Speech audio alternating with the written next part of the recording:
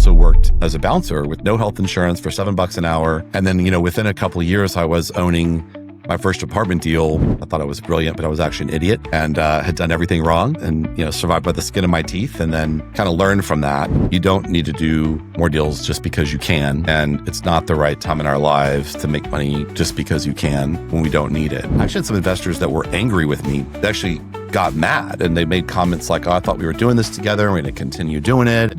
And they've lost over $900,000 in, syndications. Welcome to the Our Family Invest podcast, where we explore what happens when family, purpose, and entrepreneurship align. I'm Mike, a former Maui firefighter who reached financial freedom in just 5 years through real estate investing. And I'm Caroline, a Maui-based realtor here to educate, empower, and elevate my clients to make smart real estate moves, whether right here at home or through my nationwide network. Together, we're chasing our full potential as individuals, as a couple, and as a family.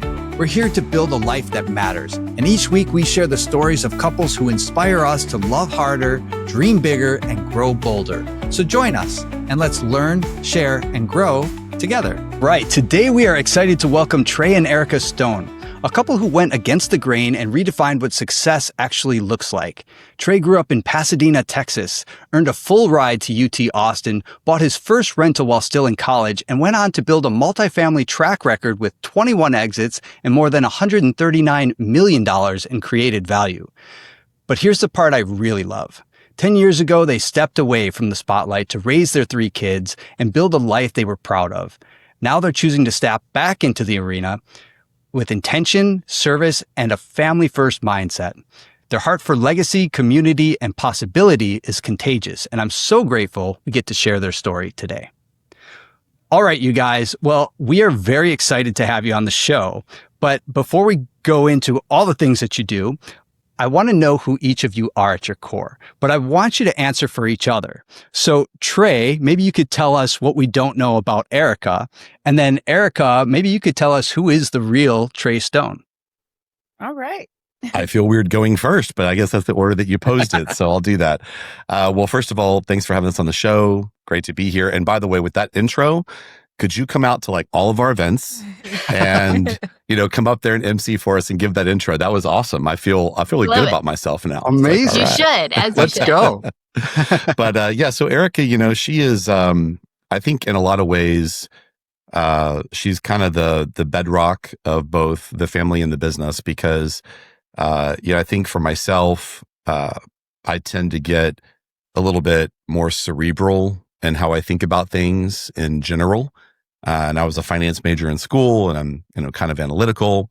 And, I think with Erika, she kind of does double duty. Like for me, she makes the family just run and I can focus on the business and then come in and take credit for some of that and also take credit for all things that go to the family.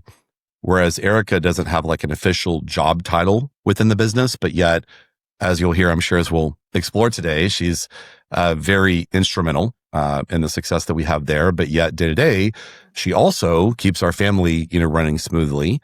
And she actually was born in Guadalajara and she grew up in Southern California and then moved out to the Valley in South Texas and then wound up in Houston. She's now been here for a long time and she was in property management for a multifamily operator for a number of years that actually I wound up buying a couple thousand units from, incidentally, and it just coincidence, the same company that she previously worked for. And then she was a part of our firm, but we didn't know each other for about 9 years that she was involved in the firm. And she worked her way up from a leasing agent to a leasing director, assistant manager, property manager, supervisor, during those years, and learned a lot of things along the way that later, when she and I connected and began dating, it was after I'd sold her property and it was like, hey, you were around the business for a while. We didn't really know each other, but I'd love to get your thoughts on things. And she's like, really? You want me to just told the whole story, tag along? And so she did. And that's when I realized, wow, there's so many things happening with these properties as the owner that I thought I knew everything that was happening. I totally did not know what was going on. First of all, I don't speak Spanish. So she is that glue that kind of keeps the family going. But now on the business side, she's really kind of peeled back the layers of the onion and revealed things to me as an owner of these large multifamily properties that because I never had like a close personal relationship with somebody who had been in the trenches on site every day doing that job, I didn't really have a full understanding, I think, of that aspect of the business. So she's been educating me about that since we got together. On a side note, she is an aspiring violinist. So she is learning the violin. She is learning Italian for our upcoming trip there as well. And, on top of that, I discovered quite some time ago that she has a really unique characteristic. I've since then found out from some of my friends, some of their wives have this characteristic as well. But I found out that she's actually never been wrong. I didn't know that was a possible thing. But just, do you, Mike, you have the same coincidence I going on have over the there? same thing. That's amazing. Natural talents. Yeah. Yes. God-given gifts. I love it.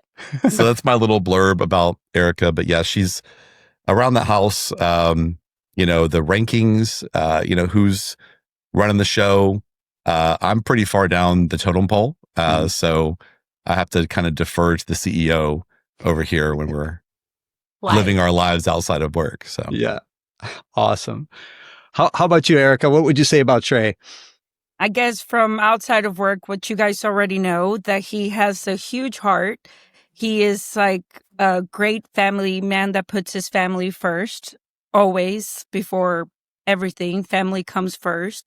And he values respect the most. Like, he respects people and he expects the same thing back.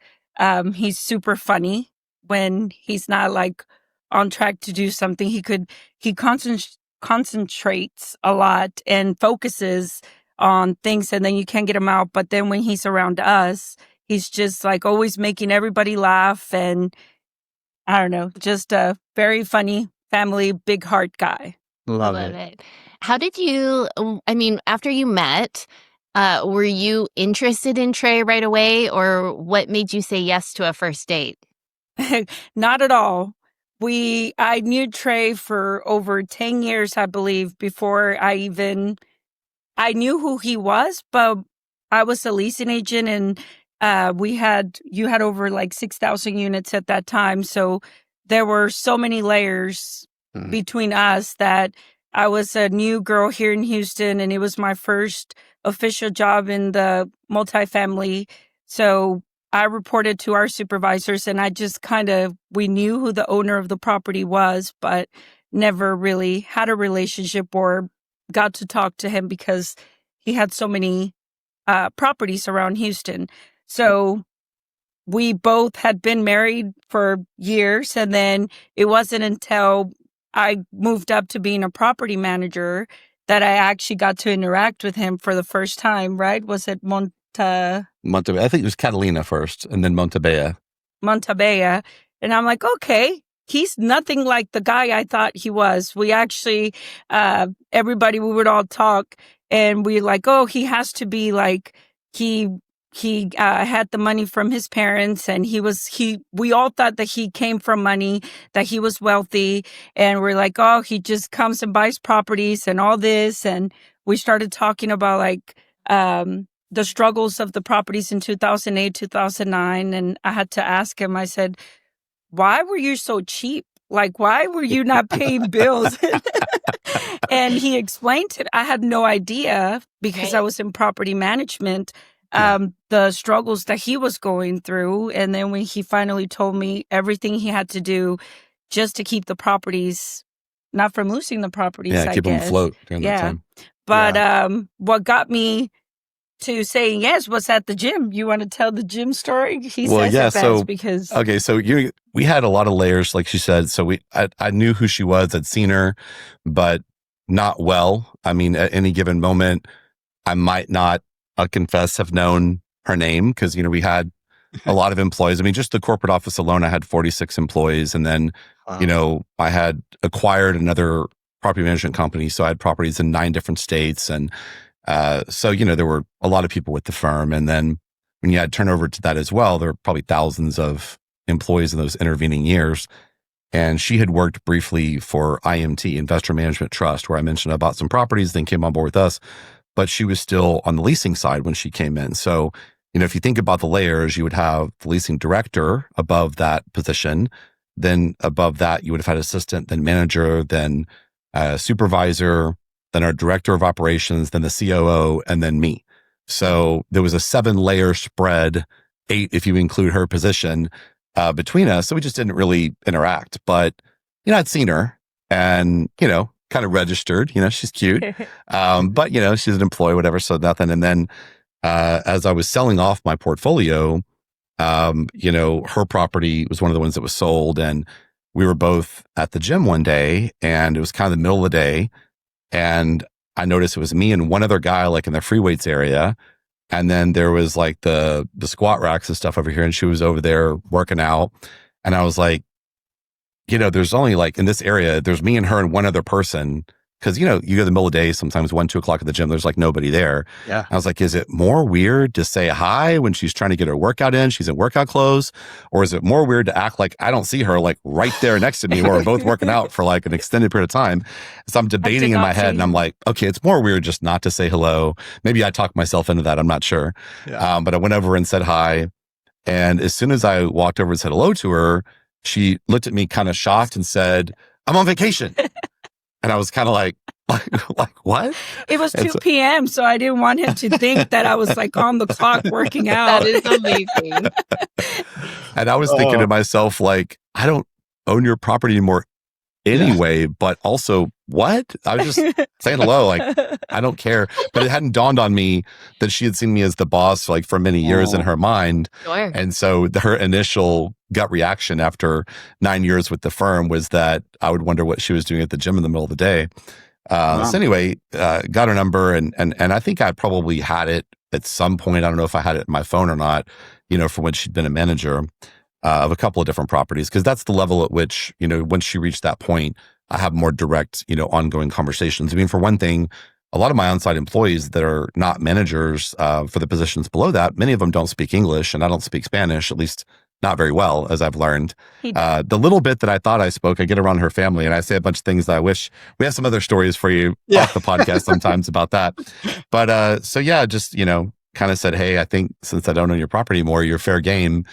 Do you have a boyfriend or whatever? And she's like, no, I was married before, but not now. And I said, well, same. So we went to lunch and over lunch, just kind of, I felt like lunch was safe, dinner's like a big ask. So, if you're going to go to dinner and then the idea is maybe dinner and then drinks or something, I felt like, I don't know, I felt nervous to go that far. It was already, I felt like a little weird. I'd never dated a former employee and everything. And then I was like, all right. I thought it was professional. I didn't think she wasn't sure what it was like. Maybe she thought I was going to try to recruit her back or something for the new properties in the future. But anyway, so went to lunch, went to a little Mexican food restaurant and caught up and realized that we shared a lot of the same values and actually somewhat similar backgrounds in some ways. I was not the rich country club trust fund kid that she thought I was growing up. Far from it. As you guys may know from my speeches at some of the conferences you've been to, a lot of my friends were, either murdered or wound up even, in jail for various things in my neighborhood growing up. So it wasn't exactly like this life that she thought that I had. In fact, I think as a kid, her family had a lot more money at various times as a kid than I really did. We've talked about how, her stepdad would like give her money to go to the mall. Like, here's $100 or a couple $100, go to the mall. I was like, no, I'd be mowing lawns or delivering newspapers or something, or washing windows or, cat sitting while my priest was out of town with his wife. I mean, just whatever I could do for any kind of money.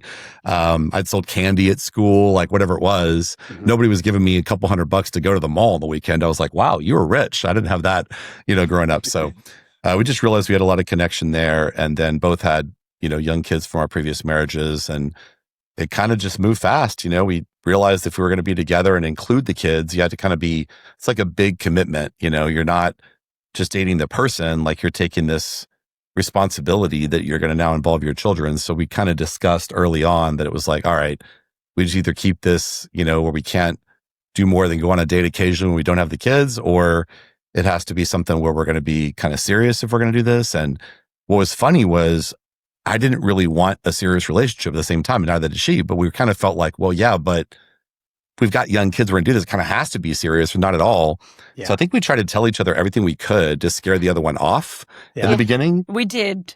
We It was truly like, let me did. just every red flag I can wave, let me wave it, Like, just And know what you're walking into. Like, yeah, let me tell you, I haven't dated in a year and a half. I'm on my way to a spiritual retreat. Actually, whenever we started talking at the gym, it was my week of vacation, but I was going to a women's spiritual retreat because I was going through some tough times in my personal life.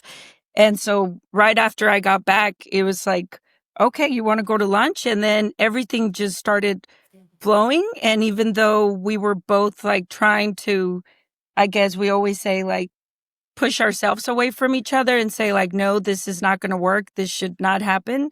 Everything just started like kind of flowing in our way. And he's always like, I wonder if I would have met you like a long time ago when you were actually like when you started working for the company, if we would have had our kids together and been married for so long.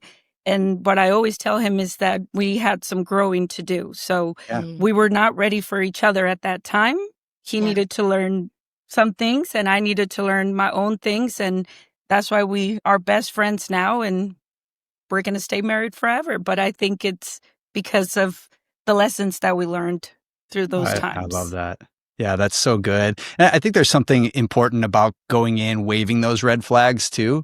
It's like you're not trying to necessarily scare them away, but you're also not trying to keep the skeletons in the closet either, you know? Yes. exactly. And I think like if you can accept me with all of these faults, then great, let's move forward. And if you cannot, that's fine. Let's not waste each other's time, right? And the more we said, the more we would fall for each other. It's like you Because actually, you never have that much honesty, I don't think, yeah, usually I in the never beginning. did in any Not because you're relationship. necessarily trying to lie, but it's almost like when you go on dates, it's like going on a job interview where you just naturally try to dress your best and you're more careful of what you say. You're just not comfortable. Sure. And in our case, I think because we both were coming out of serious relationships and had our guard up because we both had young children, it was like, all right, well, let me just, I'll throw this one out there. This was for sure going to be like a non-starter. And she's like, This one will floor you. Yes. yes, exactly. And So- the coolest part is then once we started talking, we realized we were always like going to the same shopping centers, same restaurants, same gyms. Same bookstore. Like Wow. this was the first time that we actually saw each other at the gym, but we would work out at the same gym for years, go to the same CVS, go to the same bookstore, like same restaurants, favorite restaurants. I love UFC and like all the places that he would go, I would go to, but we just never Crossed interacted. And and I'm like, oh my gosh, it's God's timing. And you never have to question God's timing. It was the time.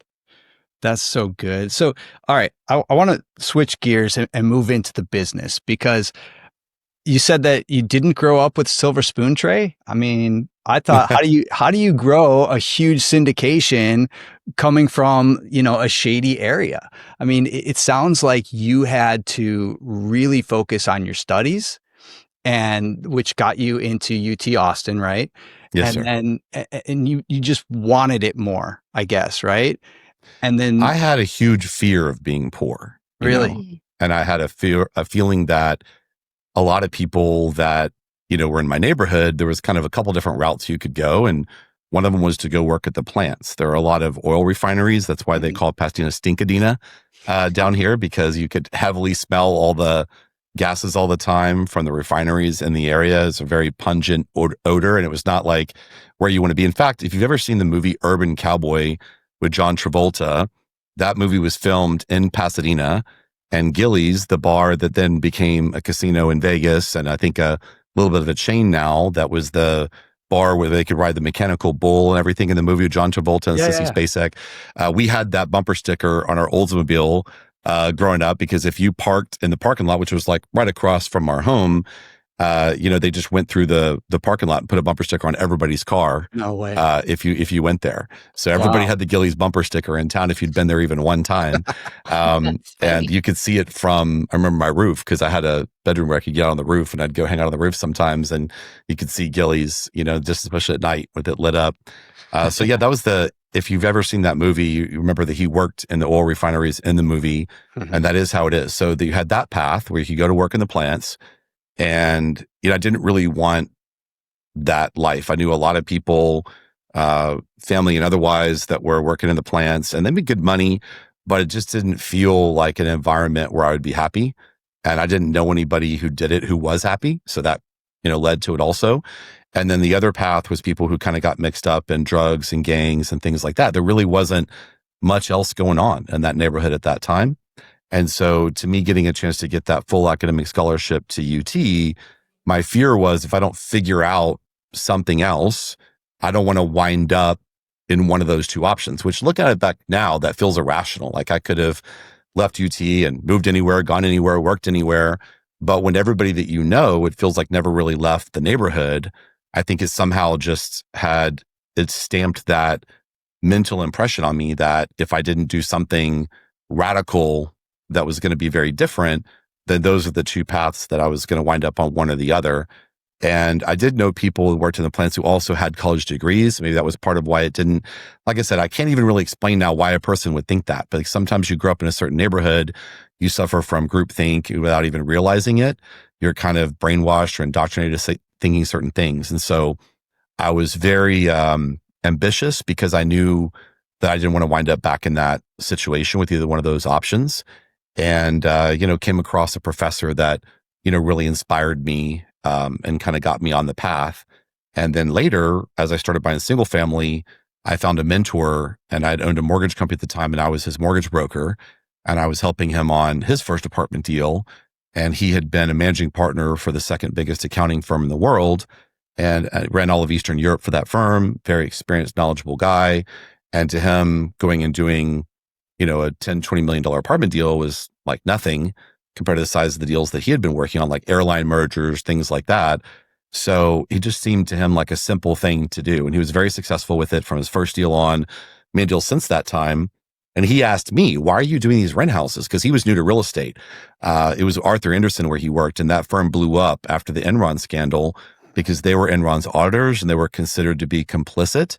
Now he was working out of Budapest, Hungary. So he's like, what are you guys even talking about? Like his side of the business, being a managing partner in Budapest, had absolutely nothing to do with Arthur Andersen USA, where all this was going on with Enron, but it decimated the firm globally. So E&Y comes in and says, hey, here's $1 million to go away as a severance. We're going to put somebody else in your role, as they took over the Arthur operation, globally. And he was like, what do I do now? And he always joked with me that his wife was like, the money, that's kind of your department. I'm over here with the kids' private schools and doing all the stuff, and we're just going to keep doing the same stuff. So figure that out.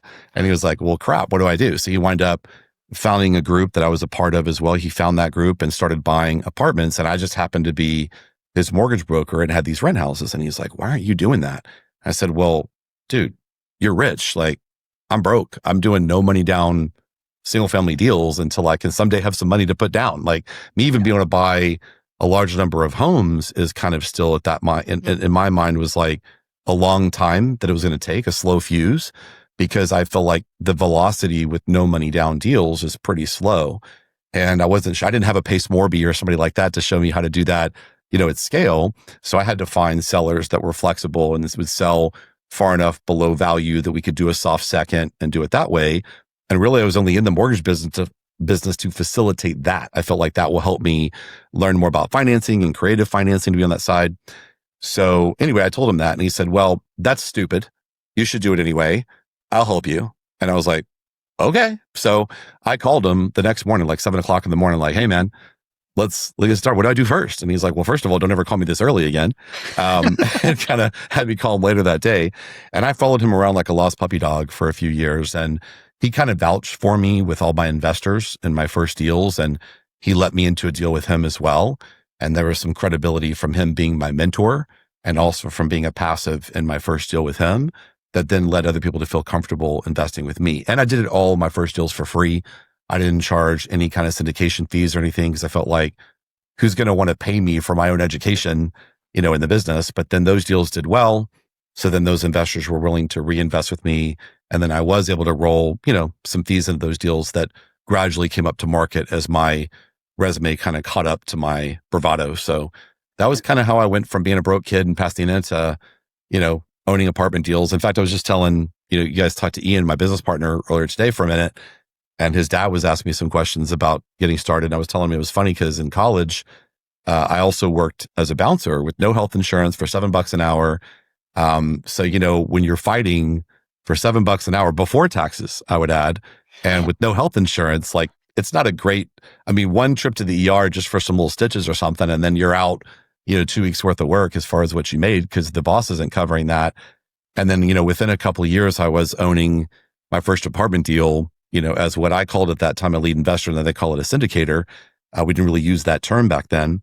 And it was kind of a wild transition from, one extreme side of not having money to not necessarily having a lot of money yet, but feeling like, hey, I'm in charge of this multi-million-dollar business and all these people's lives that live here and all these employees that work here. But it happened pretty quickly because I was fortunate to have first that college professor that intervened and sold me my first rent house from his last rent house before he got into commercial, that he was over the 27.5 years depreciation schedule. So he was like, oh, God forbid taxes. Here, you buy this thing, kid. You don't have any money, so I'll finance you no money down. Kind of went quickly with that mentor to then my multifamily mentor after just a handful of houses to going into the apartments. And then once I found my niche in the apartments, it really just took off from there until, of course, 08, 09 happened. And I realized I thought I was brilliant, but I was actually an idiot and had done everything wrong. And survived by the skin of my teeth, and then kind of learned from that, and then dollar cost averaged and bought into that big drop, and then rode that market up from there until a little ways down the road when life changed and I thought I'd retire. Yeah, man, that's so good. It's so awesome to hear the mentor stories and how one person can really change the trajectory of your life. Absolutely. So I know that you're known for your multifamily, and I know you've dabbled in other stuff as well, right? You've got a ranch land, and there's even this mall project that I want to Yes. I want to hear the story about. That thing was crazy. So I was down looking at a property that my buddy Kevin LaPierre, who actually was both an apartment owner and a GC. So he had done like some roof work for me with his roofing company, some AC work for me at some of my properties as well. And he had a deal that had gone south. It was during that big dip, in the market. And he called me and said, hey, you want to look at this thing? Cause I'm gonna have to sell it for the debt. Like, we just got to get out of it. So I went down to look at it. It was in my hometown of Pasadena, just south of Houston. And I went to the deal and I thought, man, this thing is worth nowhere near the debt. So I had to call Kevin and say, I'm not interested. I'm not buying this thing. But it was right next to Pasadena Town Square Mall, which in high school is where my girlfriend in high school worked. It's where I went and sat on Santa's lap and told him what I wanted for Christmas as a kid, where my mom and I used to go to the food court, and kind of hang out. And I thought it was super fun to go just hang out with my mom at the food court and tag along with her and get lost in the department store and irritate her, I'm sure, to no end, trying to find me and where I'd run off to. Back when you could still let your kids do that at the mall without something horrible happening to them. And anyway, so I knew this mall and I went by just going to look at this property and I was like, man, this thing is so run down. Like, what happened? The parking lots were all jacked up and it just looked like empty, like no cars in the parking lot at all. And just out of curiosity, I guess kind of morbid curiosity, like I pulled in and I went inside and there was hardly anybody in the mall. And I thought, man, this thing is so run down. This was the spot, man. When I was a kid growing up in Pasadena, everybody went and hung out at the mall. I don't know if you guys remember those days, but I'm a Gen Xer. So in my generation, we didn't all have, first of all, there was no social media. Like, it didn't exist. There was no iPhones. So you'd go to the mall. That was your place to like hang out with your friends, meet girls, like whatever you were going to do. It all happened at the mall. And so it was just crazy to me that was like the social nexus and it had just fallen into such disrepair. So I called a broker buddy of mine, Tom Wilkinson. He's sold maybe 9-10 billion of deals here in Houston. Doesn't do retail, by the way. But I just knew he was really good at finding anybody that owned a property. If you're like, hey, I saw this property, check it out. He'd go find the person. Like, even if they were in India or wherever, he'd find them. And so I said, can you figure out who owns that thing? Like, I bet you I could get a good deal. That thing is really not doing well. And it's kind of sad to me that it's run down the way it is. So it took him a while, but he tracked down the owner and the guy, the main guy that was like the decision maker out of that ownership group. He produced films with like Tom Cruise and Meryl Streep and, had Oscar winning actors over for dinner at his house. And owned a bunch of other stuff. The Galleria in Dallas, a huge commercial project there, and a bunch of other malls, but all types of different assets. That was just like a drop in the bucket of his portfolio. I think some oil pipelines in Turkey, I was told, all kinds of different stuff. So anyway, I continued to pursue the deal, and he kind of blew me off through the broker a few times. But that broker, part of the reason I asked him is, as my wife knows, she knows Tom well, like, he doesn't take no for an answer. He's that kind of guy. Like, every no is just one no closer to a yes or a maybe. So he just kept following up and kept following up. And I kept asking him too. So I want to say it took maybe like 2 years. And then finally the guy said, yeah, bring me an offer. And by that point, I'd already, in other properties I owned in Pasadena at that time, popped back into the mall a couple times. I was on a first name basis with the manager. She had told me that he had never visited from the time he bought it, which was like almost a decade earlier, to then he'd never been to the property a single time. And she'd worked there the entire time. So, he was very removed from, like, couldn't be more different from my business model where I'm super hands-on, right? I should say from our business model. So yeah, that's how I wound up buying the thing. And I bought it for well below what it appraised for. And I renovated it, and we leased it up. I mean, I'm not gonna say it was 100%, but it went from, somewhere in the 60, 70% range to like 90% occupancy. And I thought, hey, I got this thing done. Rehab was on time and under budget, and we're leasing this thing up. It's going to be great. And then at around that same time, Amazon just exploded. And in the process, I noticed that our foot traffic was dropping. We got notice that Sears was closing a bunch of stores around the country, including the Sears in my mall. And I was like, oh crap, you start losing those anchor tenants. What I didn't know when I first got into it is that in these strip malls, but especially in a large interior mall like what I had, they have what are called co-tenancy clauses in those triple net leases, where if the overall occupancy falls below a certain level, the leases become non-binding for all of your tenants. So super scary. Yeah, I was like, we lose another anchor tenant, we're toast, So anyway, I wound up getting out of the thing, and net, I made a little bit of money off of it, but holy crap, it was such the amount of work and frustration and anxiety that deal caused me. I mean, I guess on the bright side, my kids got to go sit at the mall, all renovated, looking much better in Santa's lap, and, got to kind of go full circle on that. Didn't have to wait in the long line that I had to wait in as a kid, with the kids. And so we have a picture, with the kids from that. And it was nice just for my hometown. It was kind of a labor of love to see that thing get fixed up. But that being said, I learned to stay in my lane after that experience, and realized that although there are many forms of commercial real estate, I think even within multifamily, like the people that build ground up Class A deals, we are not in the same business. When I'm buying BC properties and renovating them, it's just a completely different business. So then you move over to storage, or you move over to mobile home parks, you move over to, shopping malls or mixed use. Those food groups are not just slight deviations, in my opinion, on the same business. They're completely different businesses. And if you don't have your 10,000 hours in that particular food group, you better have a partner that does have that experience, because otherwise you're going to get your clock cleaned. And what I've kind of learned is that, like I mentioned, at Limitless, not this year, but the year before, when I was up there talking with Kenny McElroy and Tarl and everybody that you guys know up there on one of the panels, I just kind of realized that business, I think, is a dead business. Like, there's other areas of CRE outside of multifamily. There's great opportunity, but I think that interior shopping mall business, I think that it's outdated. And I think that the online shopping phenomenon and free returns and the convenience of that is just, I don't think there's a future in that business. I think they're all eventually going to be ghost malls. It's just a matter of time. Sad. What do you That's think? my mall debacle. Yeah.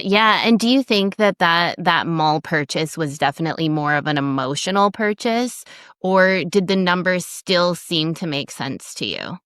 I think the numbers made sense to me because I was looking at it emotionally. So I think you're absolutely right. I mean, yes, in theory, did I pay less than the appraisal? Yes, I did.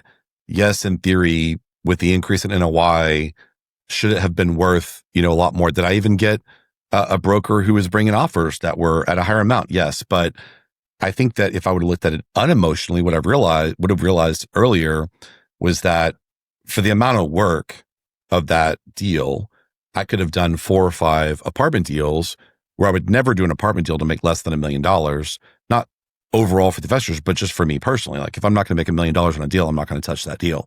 So why would I go spend all those hours doing something much more difficult if it wasn't for the fact that it really bothered me that I went back there and saw that I was just running to the ground. And I know what it's like to be in a kid in a neighborhood with nothing to do.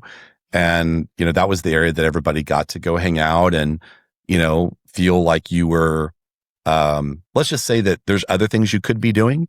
And going to the mall and hang out with your friends is on the healthier side of the spectrum of what And you could we be doing as a have kid in that. Pasadena. Yeah, I mean, we're on an island, so maybe not Pasadena scale, but I mean, we have one mall that I grew up, and that was what we did, especially on the weekends. And I mean, we went to it not too long ago, and it is, like you said, it's almost like a ghost town. And Doesn't it make it you is sad? sad. Maybe is sad. It's a sad. racetrack for elderly people to get their steps in. That's true. That's what it That's is. That's true. what it turned out at the We end. did have the walkers in the mornings. I know exactly what you're talking about. Yeah, I think that's one of the advertisements is Tuesday mall walk. absolutely. Absolutely. Maybe we're We getting to should that age join. pretty soon. We might have to join one of those. Okay, so another question for you is why there are a slew of syndicators and there is a slew of quality in syndications, but why do you think investors choose to invest with you folks in that space over anyone else? Sure. So we have a raise going on right now. So I happen to be getting active feedback on that question right now from folks. And I often actually ask people that question, I like, how'd you hear about me? And what are you doing here? And especially because lately, most of them tell me about how they've done multifamily syndication after multifamily syndication as LPs and that they keep losing money. And so every time I'm like, well, then why are you here? Like, this hasn't gone well for you. Like, it's gone well for me, but it hadn't gone well for you. So what are you doing in the space? And the reason, Ian, that you guys spoke to earlier, who's I've now partnered with at the corporate level, he came in with 400 grand as an LP, on a deal earlier this year. And before we really knew each other that well, like we do today.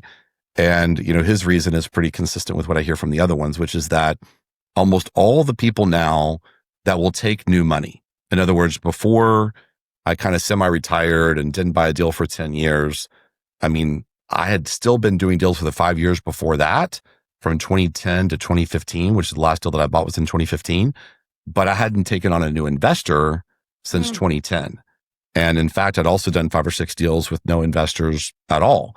And most of my friends who've been in the business, like I have 26 years, they're really not looking for new investors. And so a lot of the experienced folks that are out there at that point now, my investors, the average age was 63 when I got started. I've been doing this, for better part of 2.5 decades, a little over 2.5 decades now. So, a lot of my partners have passed away.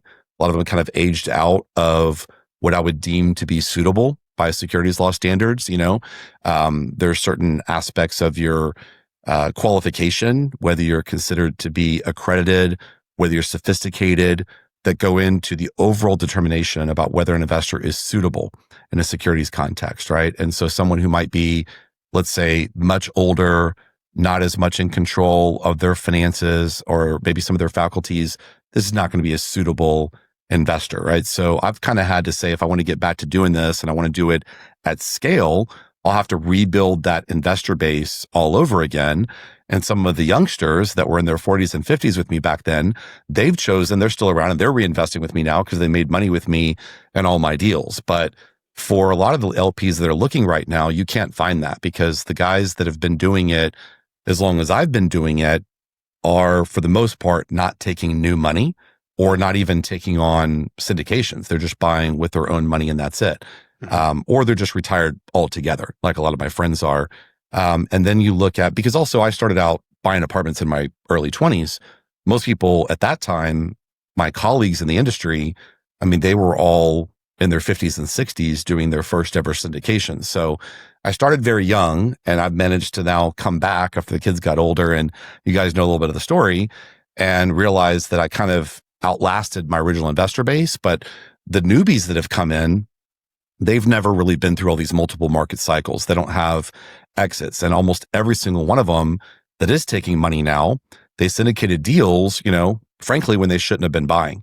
I mean, to me, I have a lot of like empathy for where they're coming from, because in '08 and '09, I thought my deals in '04, '06, '07 were so brilliant, and realized, oh crap, not so brilliant now. So like, we all have to pay the idiot tax at some point when we're new. So I'm not judgmental about anybody that's just, I was just earlier than they were, but they're still in that now. In other words, they bought these deals, and a lot of lenders and investors have figured out that these deals are in jeopardy. They're going through cash call after cash call.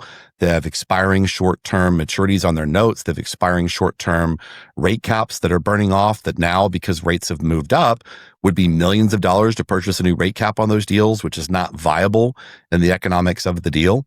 And the concern they have is that if they start to lose properties as a result of this, which many of them are and already have, that can become a domino effect across their entire portfolio. And if that syndicator goes bankrupt, there goes your investment in whatever deal you're in.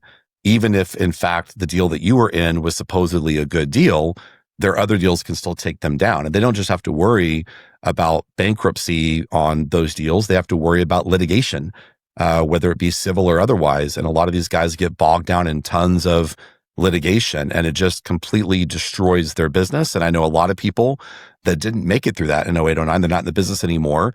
A lot of people that we know are not going to be in the business, in the coming years, because unfortunately a rising tide floats all boats. When that tide goes out, you see who's not wearing a swimsuit. And the people that bought these deals when the market was massively overpriced, and they also had max leverage, which is bad enough to overpay. But if you overpay and you had low leverage, and you had long-term fixed interest rate debt, the market moves up over time. So eventually, get a couple cycles down the road, those deals might have worked out. But the fact that they overpaid and got max leverage, and in a lot of cases got variable rate debt on top of that, when the Fed funds rate was zero, so you could borrow at 2 or 3%, well, shocker, that wasn't sustainable. And so to me, I see it both ways. I see it like, hey, I have empathy because I've been there. I remember my early days before the market collapsed and the education that I got. The other part of me is like, yeah, but this was even more extreme of a bubble than we had before that by far, to the point where it feels kind of like 7th grade math that those deals didn't make any sense. And, maybe like my mall deal, when emotions get involved, maybe you talk yourself into the numbers making sense. So I think they're all learning from that now. And the ones that weather the storm will be better investors for it in the future, as what happened with me.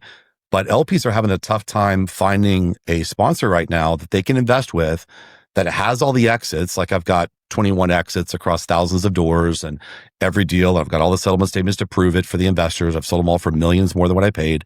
So to find that track record and not have that person having still continued to buy when it was time to be a seller, and recognize where they were in that market cycle, is very, very difficult.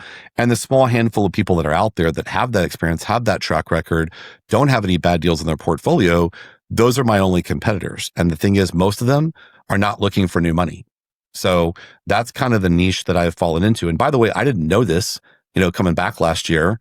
I had no idea that it had gotten this far out of control, because there was no social media when I built my investor base and I bought all my units. But what's happened is that where before we all built in kind of my, previous generation of, I guess, what is now called syndicators, you built slowly. Most of my investors came to me through word of mouth. I had a radio show on one little AM station in Houston. That was it. You can't even hear it unless you're in North Houston, because it's kind of a small station with kind of a weak signal. So he had that, and in-person seminars. I mean, there was no Zoom. There was no Facebook. There was no iPhone. Like, none of that existed. So we all grew, I think, at a pace that allowed us to make our mistakes, learn, correct, make our mistakes, learn, correct. And we were all really hands-on. The guys I came up with, we were really involved in our properties, and, super motivated to try to maximize every deal, because you couldn't just raise crazy money and go buy a whole bunch of deals out of the gate. There was no vehicle, no marketing vehicle to connect you with that many people. And there wasn't really this big market of like GPs and LPs to go tap into. That came along later after I'd retired. I think to many people's regret, the explosion and really the intersection of the growth of social media with syndication kind of has been a bit of Frankenstein's monster, right? Because it's now created all these people who really didn't have any experience, most of them on their teams. I mean, when I built my original team, I became the president of the apartment association, the biggest one in the country, not because I was so great, because I was humble and I knew I didn't know anything. I want to get around with people who did know something and ran all these portfolios. And, what I found out is that they're happy to sign you up for free volunteer slave labor at the apartment association. You don't get paid.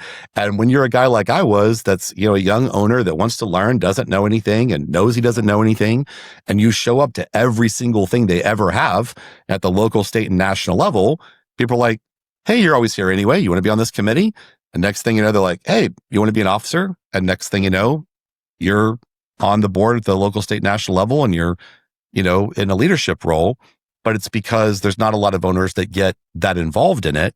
But a lot of my friends were involved in it too. And we were learning from people that did this as a long-term career, not a short-term job. And so it never even would have occurred to us to just go raise hundreds of millions of dollars on social media to buy deals while we really didn't have anybody on our team. I mean, everybody on my team had run 20, 30, 40,000 unit portfolios when I hired my executive team, for my deals. And so they could tell me, Trey, you're stupid. Don't do that. Like, this is a bad idea. Instead, do this. I'm like, oh, okay, thanks. And I could learn from people who had that experience on my team because they were professionals in the space. And I might have been better at raising money. I might have understood the bigger picture of the value add and, how to increase that value and return it to my partners, because I read some books and because I was a finance major and because I had mentors that were willing to take me by the hand and show me. And by the way, I wanted all of them to understand that part of it. And then they were educating me on the operations piece of it. And so, and on the renovation and on the accounting and all these other practices. And so I guess what I'm trying to say is that I think that's really kind of the appeal that people have with me is I'm kind of a dinosaur that has that old school mentality. That's why every deal I've ever owned is in Greater Houston, because to me, the concept, I know you guys have people on your show all the time. I've watched some of the episodes that, do remote investing in other locations and, more power to them. For me, never in a million years. I've got to be able to set eyes on the real estate on a routine basis. I've got to be able to know my managers and know my regionals and be hands-on with it and make sure the rehab goes according to plan and the re-tenanting and all the other things that we're going to do go according to plan.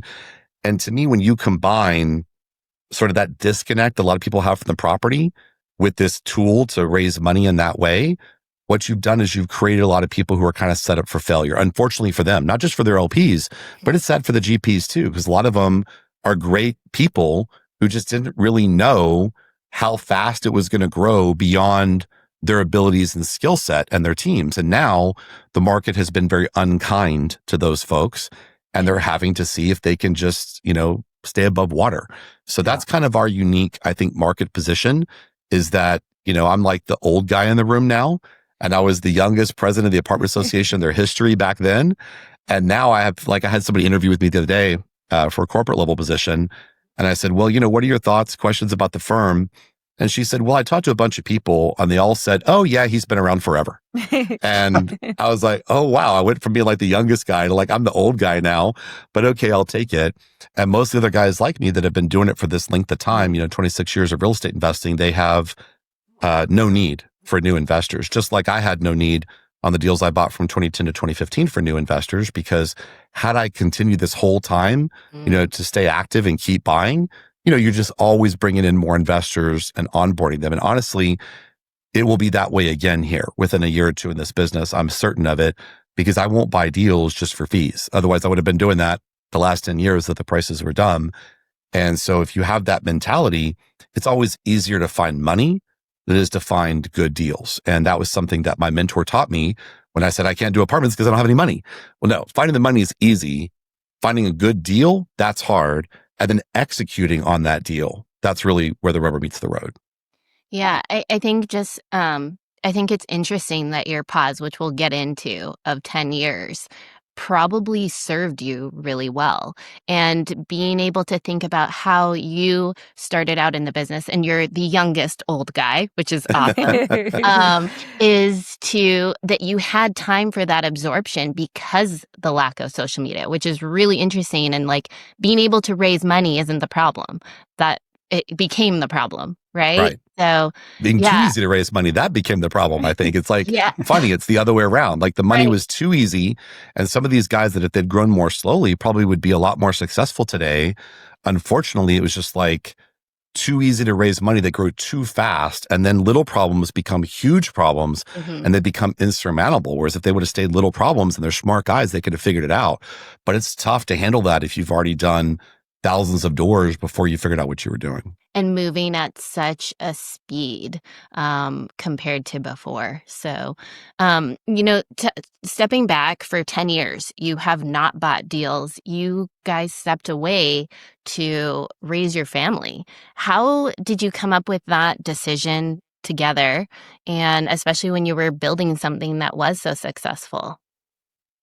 I'm going to give a brief answer and let Erika give more detail on that. But I feel like, Erika and I both, we realized when we got together that we had these very young kids. And I saw that it was a ridiculous, seller's market. The prices were nuts.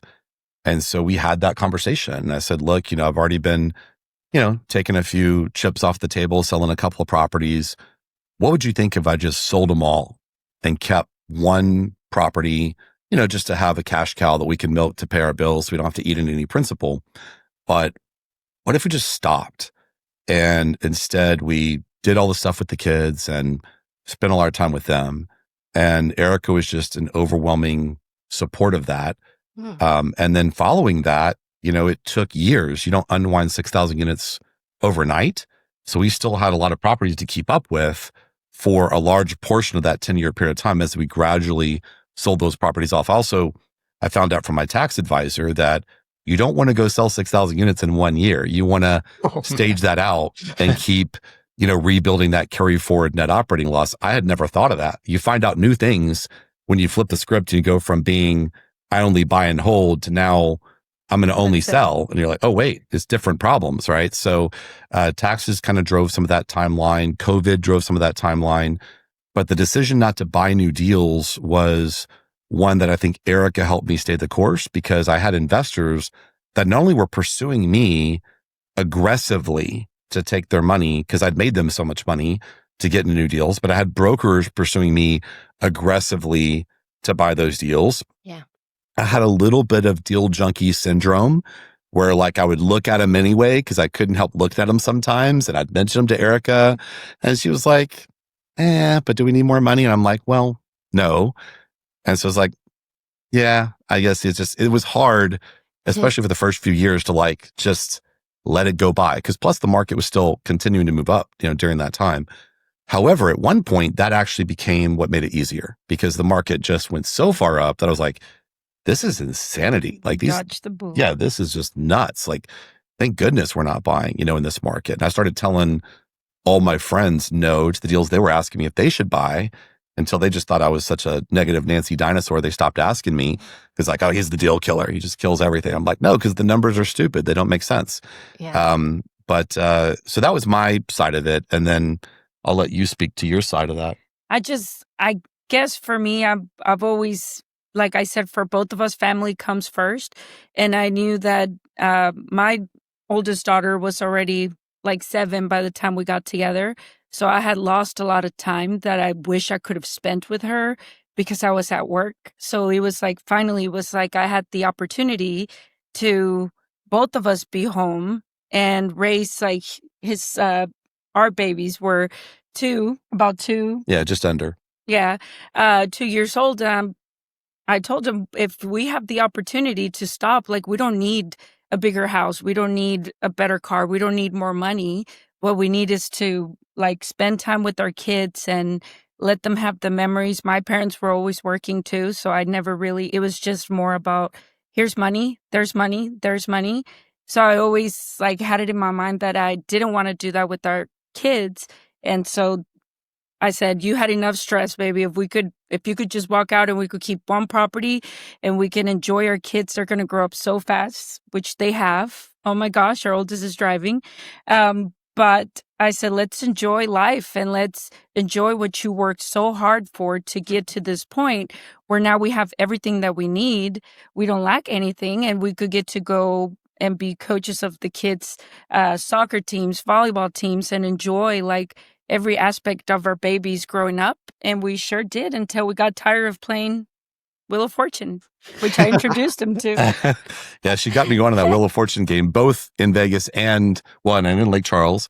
Oh, and then also on our phones for no money at all, which at first I used to tease her, like, you're such an old lady with this Wheel of Fortune thing all the time. The game channel's the only channel I watch. It's like it is. She watches the game channel and she watches Golden Girls. Those are her shows. Oh my gosh. But we are both old souls, but I'm a little bit older than him, I think. I love that. Just it got to this point where I realized that she was kind of my North Star of reminding me that, you don't need to do more deals just because you can. And it's not the right time in our lives to make money just because you can when we don't need it. And so I think I needed sometimes a little bit of that reminder because I would get a little sucked in sometimes by a particular deal and a broker's pitch, and then knowing that all these investors, in fact, I actually had some investors that were angry with me. So they weren't just asking me to take their money. They actually got mad and they made comments like, oh, I thought we were doing this together. We're going to continue doing it. And, we were building something here. And I was kind of thinking, well, you ought to be thanking me for not just taking your money at these higher prices and making my fee. Yeah. But they didn't look at it that way. And sadly, a lot of them went and invested with other syndicators that would take their money. And now the ones that are still around that are reinvesting with me now are trying to dollar cost average and buy back in with me now into this dip to make up for the losses they had with the guys that they went and invested with while I was retired. That sadly, it's been basically like 100% failure rate of the deals that were being done during that time. And none of them are doing well. Mm-hmm. And quite a few of them have experienced 100% loss of capital on multiple deals that they invested in. One family I know of, their net worth is in the upper one, so a little bit shy of 2 million. And they've lost over $900,000 in, syndications. And so, and they're older folks, like they're not going to get a chance to go make it again. And I know other people that are at a similar net worth, quite a few, and even a little bit less net worth than that have lost maybe on average $500,000 in these deals. And so you're talking about for folks that lost anywhere from 25 to 50% of their life savings and net worth by continuing to invest in those deals. So I feel really good about not having fallen to temptation and done deals during that time in the market. But I have to credit with my wife with keeping me grounded, during that period. And then on top of that, I think also my son, because, I'm a stepdad to Erika's daughter and she's stepmom to my little boy and little girl, which are twins. But our girls are kind of easy. They're dramatic, but they're overall kind of easy. Aren't we all? My son, though, Gavin, our son, he is just, has been a lot easier to say, no, I don't have time, because he is such a handful. I don't know where he would get that from. And that's kept me remembering. Talks all the time. I don't know why. Yeah, he talks a lot. So that's kept me focused. That's great. Guys, I'm curious, when you stepped back and Erika, you were all on board with this, like, let's just sell everything. Let's focus on family for a while. There's quite a few years there where you're not buying anything. How does your identities shift? Like when you meet somebody, what do you tell them you do now? Like you're just a retired dad. I coach volleyball. I coach. Yeah. I'm a stay-at-home mom.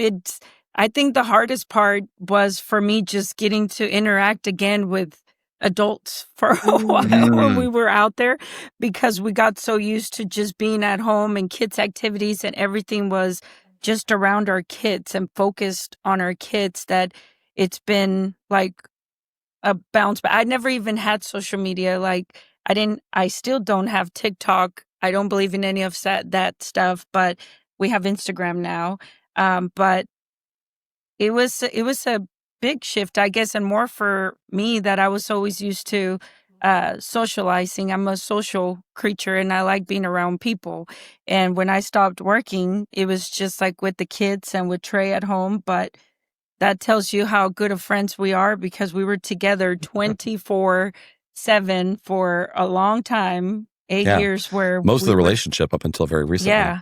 And we just loved each other even more. So we became more and more friends, I guess. Yeah. And we had our rounds where we get a little sick of each other, but I think for the Did most we? part, oh no, never. I mean, maybe she got sick of me, never the other way around. Yeah. But I think for me it was interesting because I realized during that period that most of my job is in the buying of the deals. In other words, I thought, well, still, I've got thousands of doors, going to unwind them, over a period of years, still operating a lot of units. I mean, even when we were done with that process, the one property that I kept is 488 units.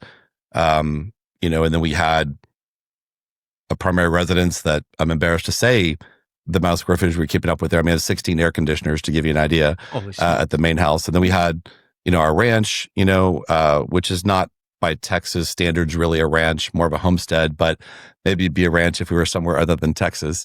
And we call it the ranch. The kids call it the ranch. They named it. So in fact, we call it the Texican Ranch because, I kind of consider myself through and through to be a Texan.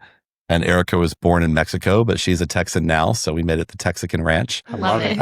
We have our own brand and we put them on the steaks when I make them. And we have all of our own swag. Our Yetis all have our logo and stuff on them. It's kind of fun for the family ranch. So yeah, just Yellowstone did that too. Yeah, we got really into Yellowstone, like everybody did there for a while. But what I'm getting at is that I guess I thought it was really important in all those areas. And what I realized was that the brokers do most of the work for you on the selling. And with the operations, we go to properties. I mean, I am kind of the hood ornament. Like I'm not particularly important. Erika's the one we would visit those properties that was having meaningful conversations. She was the one drilling down. Why are these small balances still here in your delinquency report? Why is your comments here on the availability report not been updated for 3 days on this unit? Why is this unit not made ready within 11 days to follow our standard? Why haven't you taken care of that, big, actually would do at some of the properties she found, they would do the grills that are not even like a gas grill. They were like charcoal and even like the smokers, like for you to smoke stuff that have like the wood burning. Like on the patios, it's a huge fire hazard. She's like, I told you, unit small little 1102 and I'm back and it still hasn't been removed, to the manager. Like, why isn't that done? Like, you're going to do it today before I leave. Go do it right now. Yeah. And, she was able to say like, what's going on with the maintenance guys that come to me and go, did you realize that their sewer machine doesn't work anymore? And, at this other property, you realize it only has 100 feet of line. They need 200 feet. Otherwise, they still have to call the plumber. Did you realize that we haven't jetted the lines now for the last 2 quarters? And so we're not doing our preventative maintenance the way we should have. She would be the one to notice that on the tour route, like the, registers, for the air returns were, dusty and hadn't been cleaned because the housekeeper wasn't getting up on a ladder and cleaning that part of it. She was notice all these things that I would just totally not notice at all. I mean, I think just a numbers guy. Yeah, I'm more the numbers guy. And so I'd see it and I'm just kind of there to like pat everybody on the back, maybe take them to lunch. And that's about it. And she's the one who's on, Heffa is the one that's on all these details and keeping everybody on site in line. So it was interesting for me because it was kind of like, well, what do I, where's my identity or self-worth or whatever is that, whatever part of that was me from work, which was a lot of me at that time. I was kind of useless, I felt like in a lot of ways during that 10 years. But, coaching the soccer team and when Alexa's team went from last place to we finished in first place while I was the coach that season. Now, the first season didn't go as well, but our second season, we got all the way to first place. Amazing. From a ragtag group of kids that most of them had never played soccer before in their lives. That was an example of it. And by the way, I didn't follow any of the rules. Like they make you take like a test and assign this thing and like you can't punish them with laps. You can't, all these different things you're not allowed to do. Everybody gets equal playing time. You can't yell at anybody. I'm like, well, they can fire me if they want to. I'm getting paid $0. That works for me. So I was like, no, I'm coaching the way I was coached. And you know what? It worked and we did well. And to this day, we still see kids from that team. We bump into them in places with Alexa. They remember me and they're like, hey, coach. And they come up and want to say hi or give me a hug, even now that they're, much older. So I guess they didn't dislike it that much. I just think that society's gotten a little too protectionist, now. And I feel like sports should be about competition. That's how you kind of find some things out about yourself. Right. And so I got a lot of satisfaction doing those things. But that being said, I do think part of the motivation to come back was that I noticed it was affecting me a little bit mentally. Mm-hmm. So when I was younger, I was really into fitness and I worked at a couple of gyms and stuff like that in high school and college, worked as a personal trainer. And I noticed I was getting really fat, mostly because I'd go upstairs and I'd be like breathing heavy getting up the stairs. I'm like, really? Like I was like, thought I was of myself as a bodybuilder, even did a competition when I was younger. Now, like I was just walking up the stairs. I got up to about The 200. Mexican food, sorry. Yes, my mom was telling me right away. She's like, Erika's the one. Her food is too good. I'm like, you're right. But no, like I got up to 272 pounds, and I'm 5'11". So, I was getting, to be, and there's a certain point I feel like where I was lying to myself, like, oh, I'm strong. And then at some point you're like, no, I'm just fat, And so I kind of had to like, all right, reevaluate. But I think sometimes the engine that was driving me to be successful in business was connected to driving me in terms of my fitness. And those things then start to have an impact on your mindset. And I noticed that, I always in the past would have like fiction books going, but then self-improvement books going at the same time.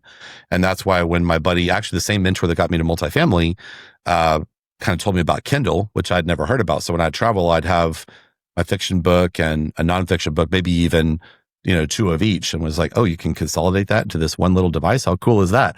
And I found myself not doing that anymore. I would still read the fiction books, but I wasn't reading anything like I always had, since I was a teenager. I was no longer reading any of the self-improvement books. I just didn't, I'd try, but I would just get bored and disconnect. That's not me.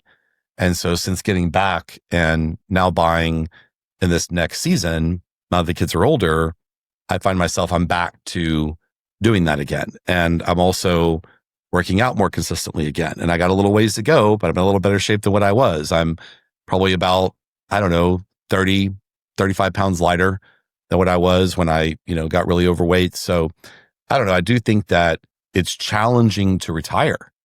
It's challenging to retire and not lose yourself a little bit, especially if you're someone like me where, I used to work, I know nobody ever believes this when people say it, but I worked all day, all evening, every weekend, every holiday. I remember being in Mexico at a friend of mine's wedding, and, I was in the lobby while my significant other and everybody else I knew was partying in the pool in Mexico, because the lobby was the only place that had Wi-Fi back at that time.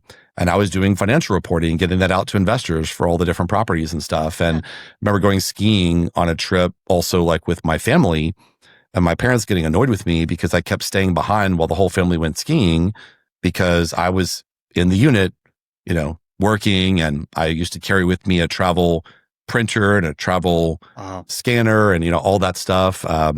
So what I'm getting at is that I just never stopped working ever. So then it was like quitting. It was like quitting smoking cold turkey or something, except that it was like quitting also who I was like 95% of the time. Yeah. So who is this other guy?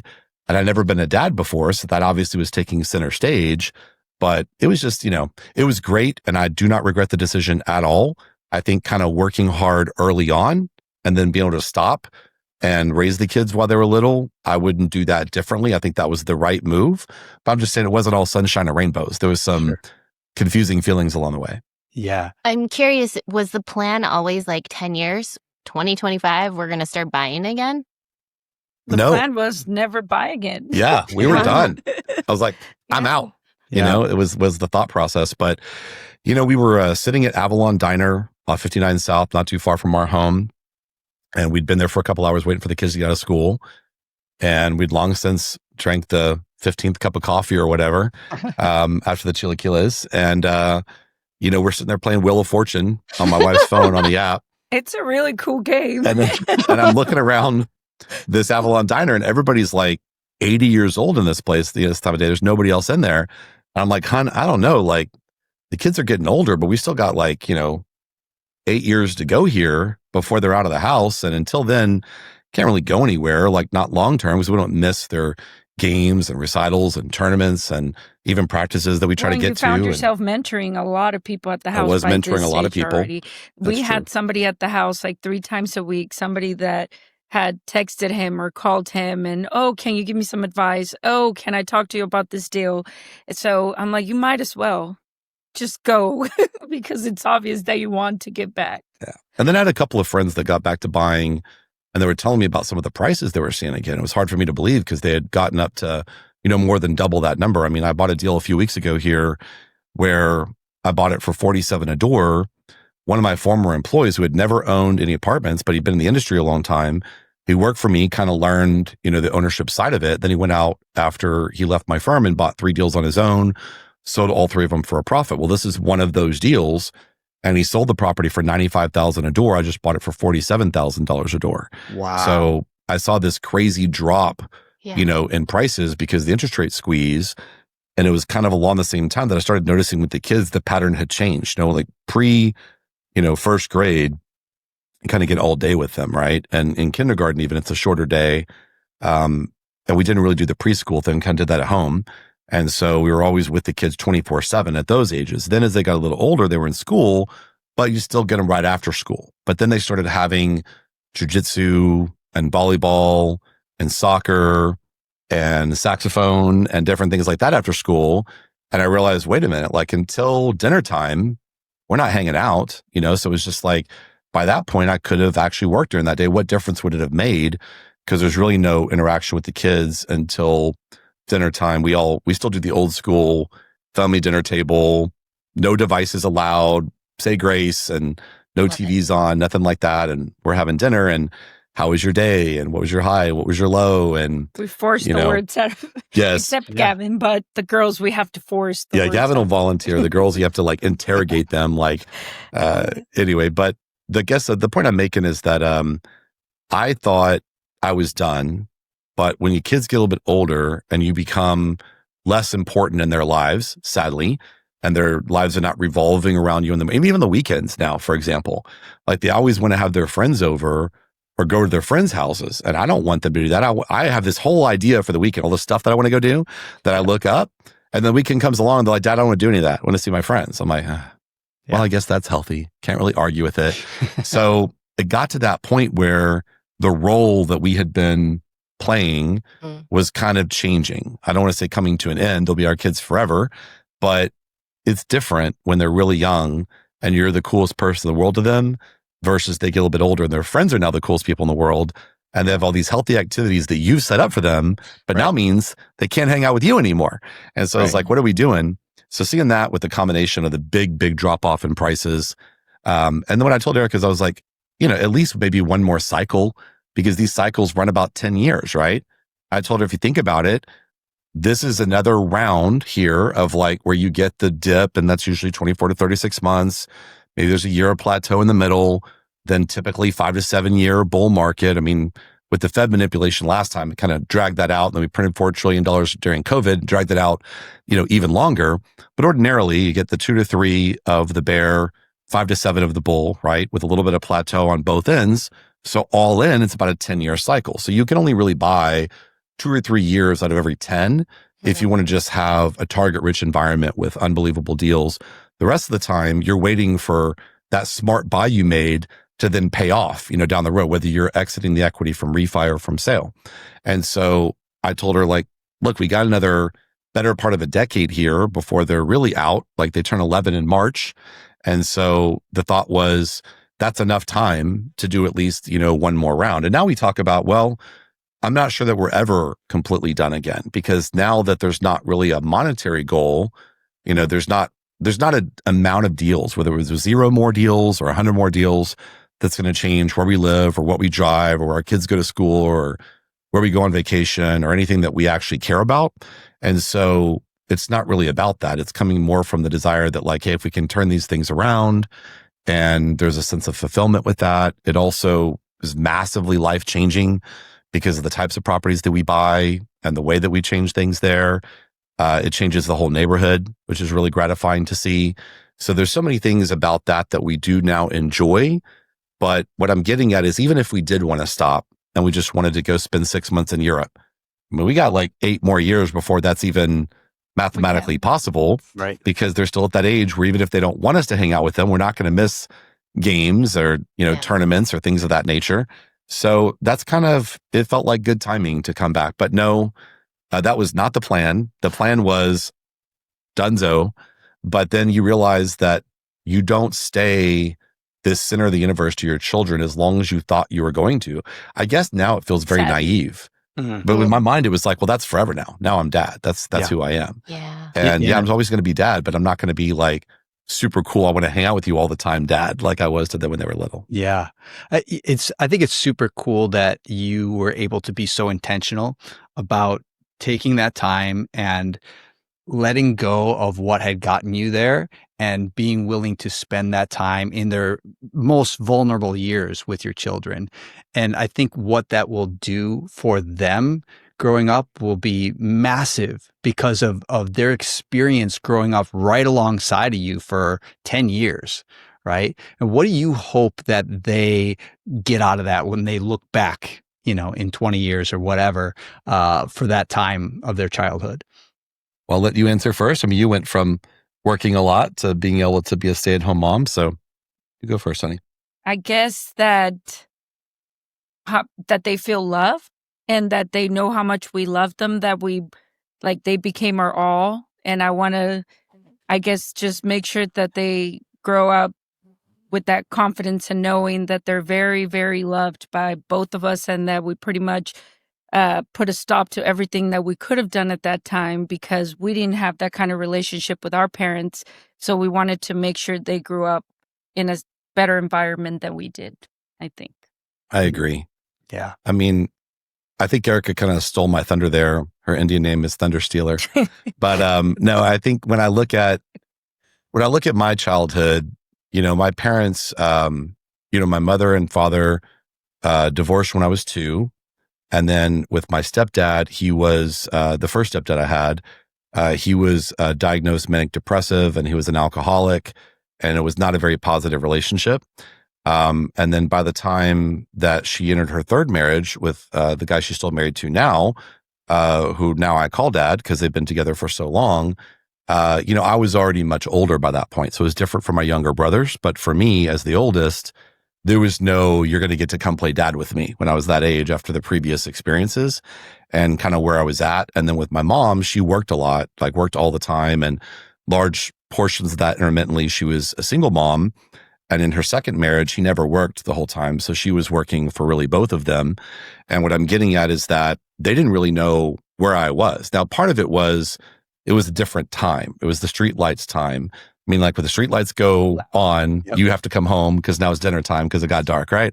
And so there was just a difference in the whole world. But it was also, even amongst my friends at that time, my mom knew less about where I was or what I was up to than any of my friends' parents. Not any, but many of my friends' parents. And I don't really fault her for that. She had to do what she had to do and she was working. But for me, that was something that it was weird when I would go to my friends' houses and sometimes they would let me go on vacation with them and go to my best friend, Brent, since I've been 4 years old. They had the place that they called their country, which now sounds kind of hilarious, as if they have their own country. But they'd always be like, hey, you want to come to the country? And it was their place, and their family had a bunch of trailers spread across some acreage, and it would just continue to get divided by the family as each generation, had more kids.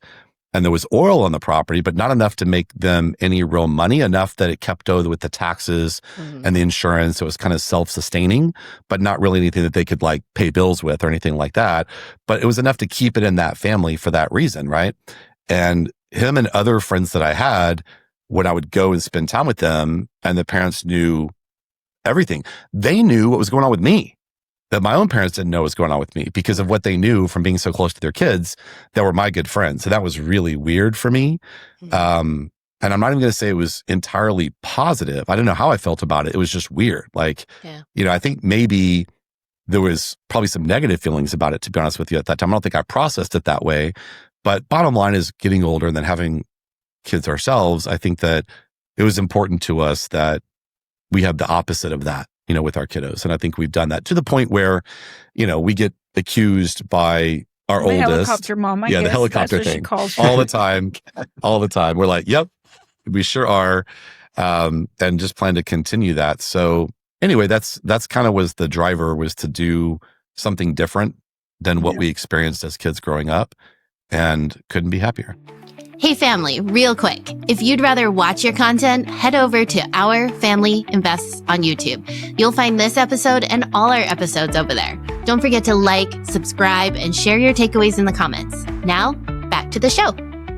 I think it comes back to like parenting is hard and all parents try to do their best, right? And I think that we want, especially people that we hang around and learn from, like we all want to do better for our kids than probably the childhoods that we had, right? So I think that investing in them and spending that time, even if we are accused of being helicopter parents or like a little much, I think that that is such a grounding foundation that you've gifted them that they will take for the rest of their lives. So I really appreciate that. Yeah. That's good to hear, because what we hear at home is, Mom, Dad, you're doing too much. Go You're back to doing work. too much. Yeah. I'm like, well, apparently you don't have enough chores if you think you can talk like that. You know. We call them Bruh. skill sets. Yes. What is up with them calling you brah at a certain age now? And That's killing me too. And Is it's your son in the popular 5? in your head? Yes, I was about to say the 6, 7. Yeah. That Oh, witchcraft. yes. That's I still don't know what he means, but I don't think Neither anyone do does. they. But it's really interesting because I did see a parent post about teaching their kids about what 6, 7 meant. And he pulled out the Bible and he showed them all these chapter 6, verse 7, amazing verses. And I love like it. God was the original 6, 7. And the kids are just like, I don't even know what's happening. But it was amazing. That's love pretty it. slick. Yeah. I like that. It's, Yeah. I think I might try it next time they say it. Guys, we'll start wrapping it up here. I know we've kept you too long already, but imagine we're having the same conversation 10 years from now. What are you most proud of over the next 10 years? I'm a slow thinker, so you go first. Yeah, I think that it'll be really fun to see who they become, who our kids become. I mean, our lives are clearly about them now. I mean, at the end of the day, yes, we're doing deals and we have a lot of stakeholders in our business that we're taking care of, whether it's our investors, whether it's our residents, whether it's our employees. And I think there's a certain amount of satisfaction I still have in going back and visiting properties that I've now even sold, but I've seen the property turn around, the neighborhood turn around in a way that's been long lasting even after my ownership, especially because we buy properties that are so run down with so much crime sometimes that nobody else will buy them, which is why I can get an even deeper discount. That then when you change all that, it has this huge, impact. It's a ripple impact. So that's nice. But I think that still all pales in comparison to my just massive curiosity about who these kids are going to turn out to be.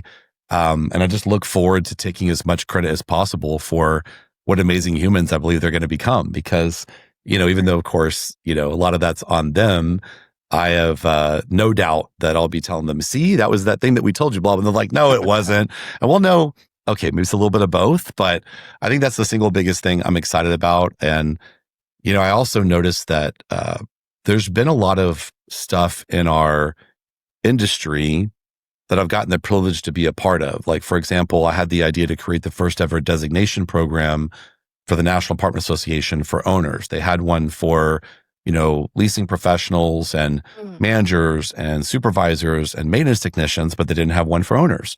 So it took quite a bit of, pressure and continue to bring that up when I was chairing committees and things of that nature, but eventually got them to adopt that. And then now I know a ton of people that have gone through that program that are like, I heard this was your idea. Is that true? And I'm like, yeah, 1 million years ago.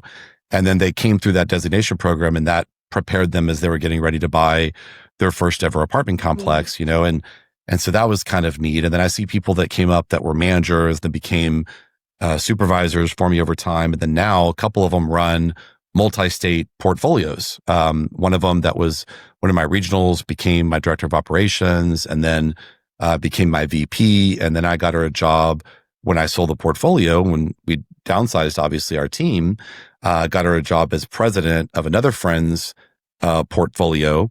And now she not only is, president and part owner of that management company, but she has a separate division that she created in partnership with the friend of mine she went to work for, where they go out and they fee manage other people's properties for other, smaller owners that have a similar mindset to us in terms of as an owner operator.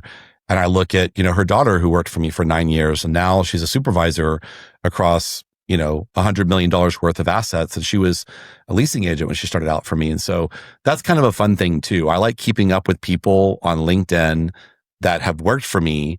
And I remember when, and that when was when they were a make-ready guy or a ticket runner, or they were a leasing agent. And then now they're in these leadership positions in the industry. And that's kind of cool because they're kind of like your kids too. You know what I mean? Yeah. Well, I agree with everything that you said. It's about the kids too. I think that's the thing I'm most excited about. See, I get to steal your thunder for once. Thank you. You get the sweet point. Yeah. Guys, so, actually, Trey, I was talking to a buddy of mine. This was probably about a year and a half ago, maybe. And he is an investor relations guy for a big syndicator. And I'm not going to name names here. I'll tell you after we get off here. But I was talking to him and we were just talking shop. And he's like, you know what? You know who the one guy is that I would invest with right now? I was like, please tell me. He's like, Trey Stone. Do you know Trey? I was like, I don't know Trey. He's like, yeah, this guy. And he's just telling me all these things about you. So since then, I was really interested in your story. But also seeing your story, and I know you're not super active right now on Instagram or all these places, but I saw one that you posted the other day that I thought was really, really interesting about moving mailboxes from one side of the street to another, just because it helps the people in your community go to better schools. So I love how you are adding value to not just your property, but to your tenants as well. So I want to ask you, and I know this is a long roundabout way of getting there, but how can our audience, or how can we add value to you or what you're doing? I think the main thing I would look for people to do is I would like to be someone, and I've tried to influence some other syndicators that I've met over the last year since getting back into the business, some mutual friends I have with you guys, several of them, and I'm guessing maybe it was one of them that you talked to, but I'm trying to help influence them now to see them become more hands-on operators, but not just for what I think a lot of people would assume, not just for themselves or for their investors, although I think it'd be a big help in that area too, but for the kids in these neighborhoods. I was a kid in that kind of neighborhood, and I was 2 houses down from the trailer park in our neighborhood, and I was one of the lucky ones that was in a home. Not a big fancy home or anything, but was in a home. And I played with both of my friends in the trailer park because that's where more kids were and there's more going on. Plus you could get away with more in the trailer park. We could be a little crazy. So that's kind of where I grew up. And then I had friends that were from a different part of town and they had a very different lifestyle. And they went to, you mentioned the schools thing, they went to very different schools, and let's just say their crowd and their environment was setting them up differently for life than the one that I was in. And so what I've seen is at these properties, the people who get hands-on and get involved and get to know the on-site team and get talking to them, where you get past the initial anxiety that those people feel like, oh, this is the big boss. They're kind of scared of you, especially at my properties, because I'm not just the big boss when I first buy it, but I'm the gringo boss, right? And most of them don't speak a lot of English in the on-site teams and a lot of the neighborhoods in Houston where we buy these properties. But what I find is that if you just keep showing up, and a friend of mine who was the leader of Gold Squadron, which is one of the squadrons for SEAL Team 6, which are, of our 2 tier 1 forces here. It's DevGru, which is SEAL Team 6, and then Combat Operations Group, which is what they now call Delta. And I've had the privilege of getting to know some of those guys. One of them with 28 combat deployments and just really kind of a legend even within their unit, who Erika knows well, has been in our home many times. But, one of the things he taught me about leadership is that it's consistency more than it is the quantity per visit. It's continuing to show up and show up and show up and show up.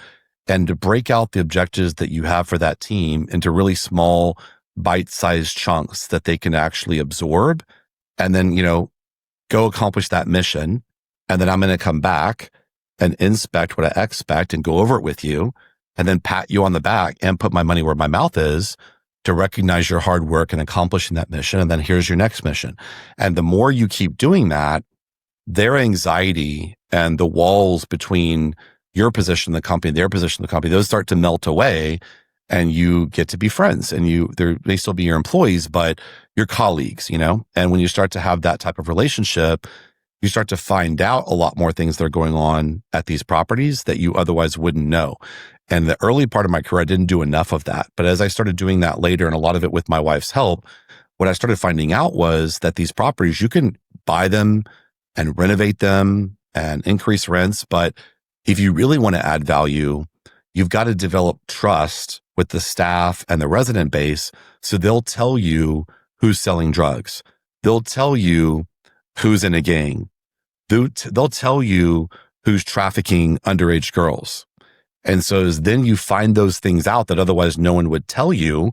Then you can bring in law enforcement and professionals and go through the process of cutting that cancer out of the community. Which is what, as an owner, you guys can do, because Right. a lot of owners, they tell them that kind of stuff, but then they're like, well, call the police. Yeah. And they just want to clean their hands. Yeah, and they're just not even aware of it because they don't have the trust in place to begin with to even find out what's really happening.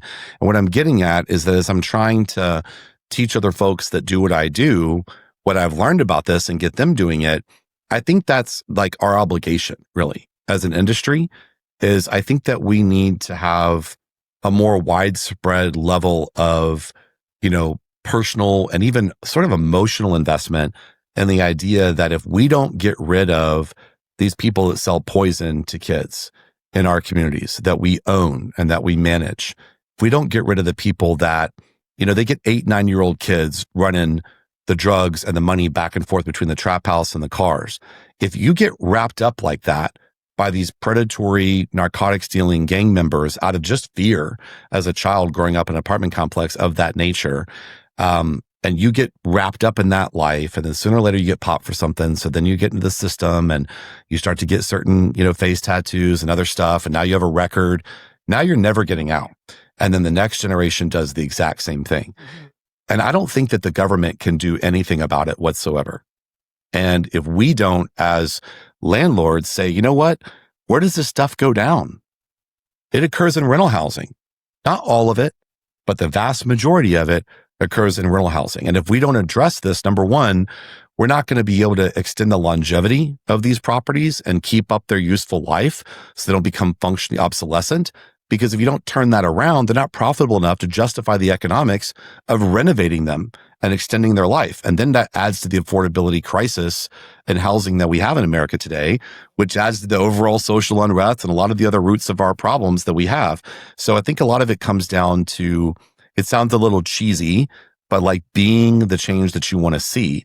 And I think too many landlords are so disconnected from what's happening at the properties that they own as rental properties and not connected to the residents and not connected to the staff. And I'm hoping I can get more people to get on board with that mission, because if we can, as an industry, cut that cancer out of these low-income communities, it's not only going to provide a very profitable investment for our partners, but allows us to kind of improve the world that our kids and our grandkids are going to grow up in. And that to me is something that is very inspiring if you've ever been a part of it. And it's something that as one of the kids who grew up in a neighborhood like that, I can relate to. Yeah. Oh, Yeah. that's so good. Raising the standards and following those standards. And if like you said, that influence as operators as a whole, that's where you get real momentum and change. So thanks for bringing Yeah, that when up. the last property that we did, when that big change happened, one of the managers was telling me that 2 other properties kept coming to her, the managers, and asking her, like, what are you guys doing? Why does your property look so clean? And how come your delinquency so low? And, we've noticed that we're getting all the bad people. And why are you guys, tell me, what are you guys doing different that we are not? Yeah. So then she explained to her all the things that we have learned and what we do differently from them. And they started trying to implement that. And the that area where I never thought he was going to be able to do it, where he changed the mailboxes from one side to the other. That whole, I want to say there was like 4 apartment complex in that area.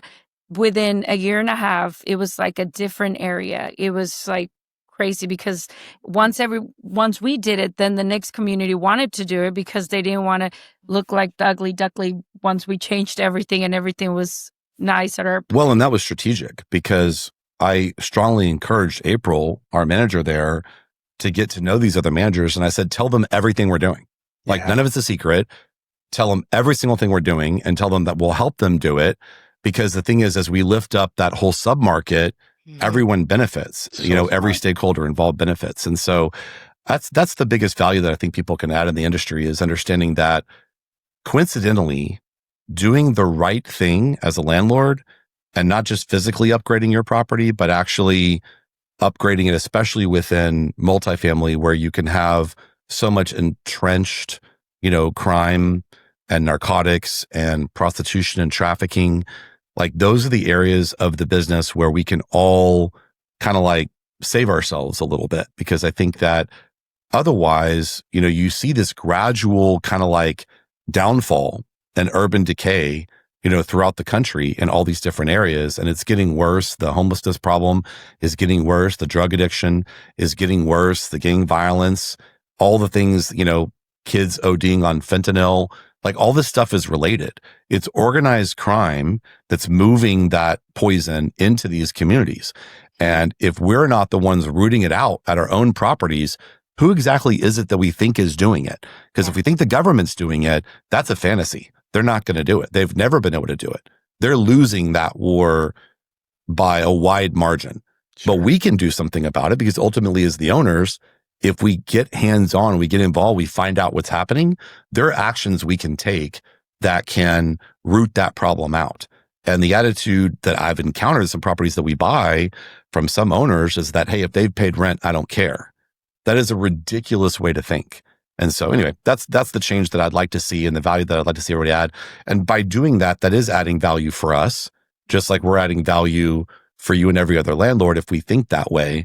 So I don't know what the right short version of that is, Mike. Maybe you guys can help us get more of an elevator pitch of that, but that's our lived experience and that's what we're looking to see.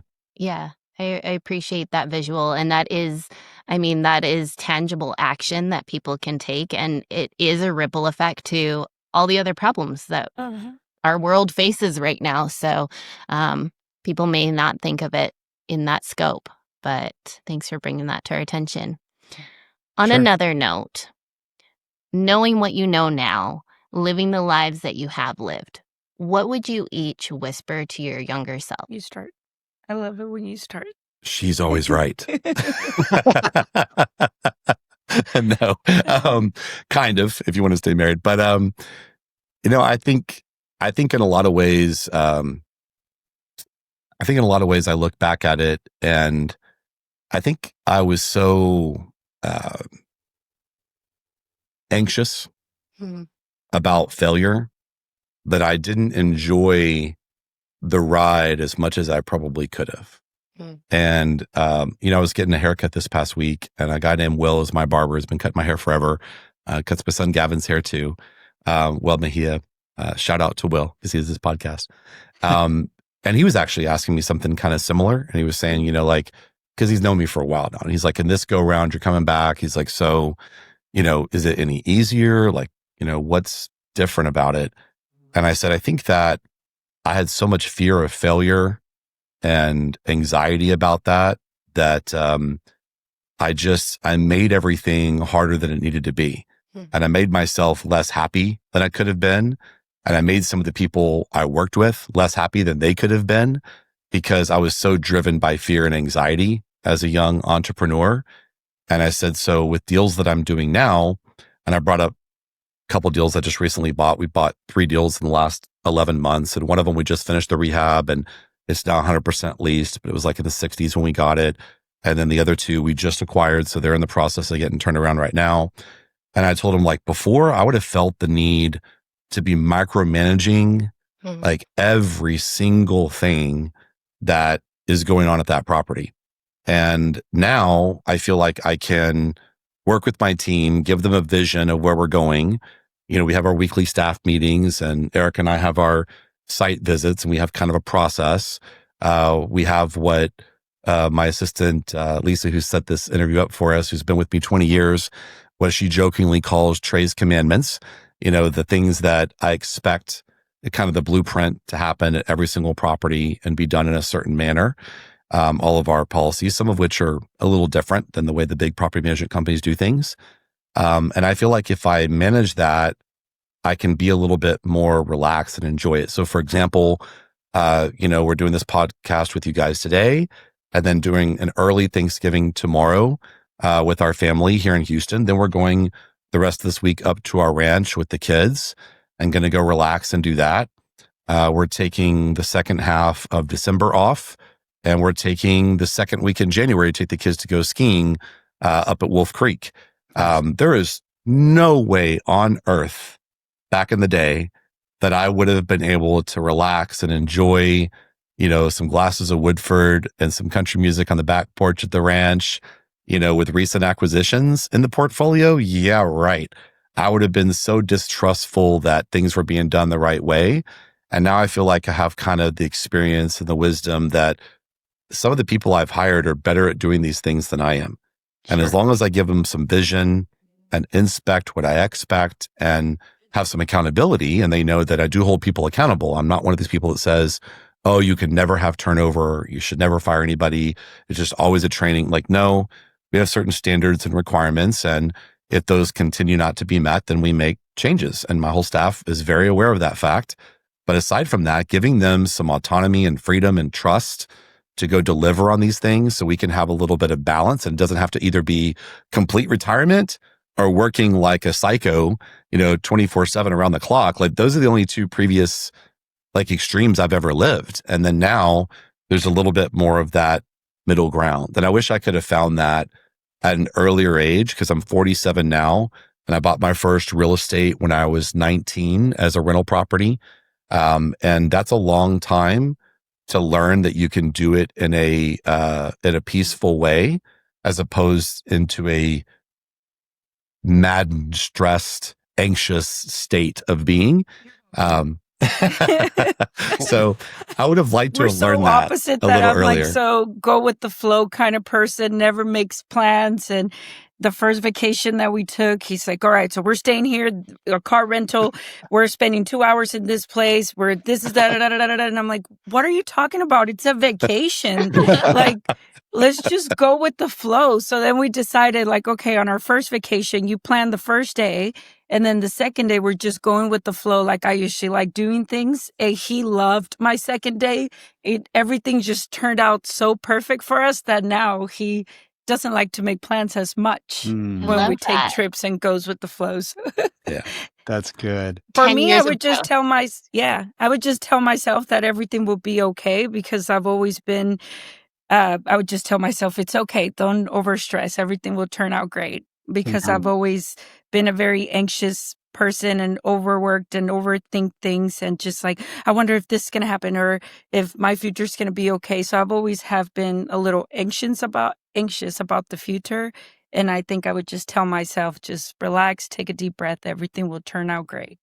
Yeah. And I always thought the opposite. I always thought fear of failure is a healthy thing for an entrepreneur. Mm-hmm. And I've seen Mark Cuban say it a couple of times on Shark Tank that why aren't you more worried about this? You should be scared of it, because that's how you're going to avoid it. And I think there's some truth in that, but I think I overdid it for most of my career. And, in hindsight, if I could whisper that to my younger self somehow and not wait till I was nearly 50 to be able to do it in a different way, you know what I mean? Probably could have done that a little sooner in hindsight. I like it. All right. Last question for you guys. We like to say we learn, we share, we grow. What is something that you've learned recently that made you just kind of stop and breathe and see life a little different? All right. You keep having me go first, girl. This one's on you. You're the talker. Ahead. I'm sorry. I'm the listener. I think one thing that I've learned is that, and I had to learn this, I think, by being a dad. I don't think I could have learned this from the business. My wife is high on emotional intelligence, me not so much. I just sort of keep charging ahead. And she's like, honey, they stopped listening to you like 10 minutes ago. And so in the past, I was such an evangelist, for real estate investing. And I was always mentoring someone. And I was always giving people advice. And I was always trying to tell them like, you've got to read these books and you've got to get this mindset. And you've got to stop, letting a salary make an indentured servant out of you, like your entire life. And I was very opinionated about it. And I was very frustrated when people would, not take that advice and not try to pursue financial independence, whether it be through real estate or something else, but obviously real estate being the tool, that I learned how to use. And what I've now kind of realized, and I've learned it a lot with Alexa, our oldest, Erika's daughter, as a stepdad, is that if you try to push people into something that they're not seeking, or that they're just mildly curious about, but they're not really fired up enough to actually take action and go do it, there's no amount of you preaching at them that's going to get them to do it. In fact, it starts to create resentment around that, and it might actually move them away from what you're trying to lead them to. And so what I've kind of recently realized in watching with her, that if we kind of back off now and let her come to us, that she will, like when that time is right for certain things. And when I was trying to, cram The Richest Man in Babylon and all these books down her throat, reading them to her from the age of 7. 8. I think it was 8. It was 8 when she read that book. I did the same thing with my son. And Rich Dad, Poor This is your Dad. first book. Yeah. Yeah, exactly.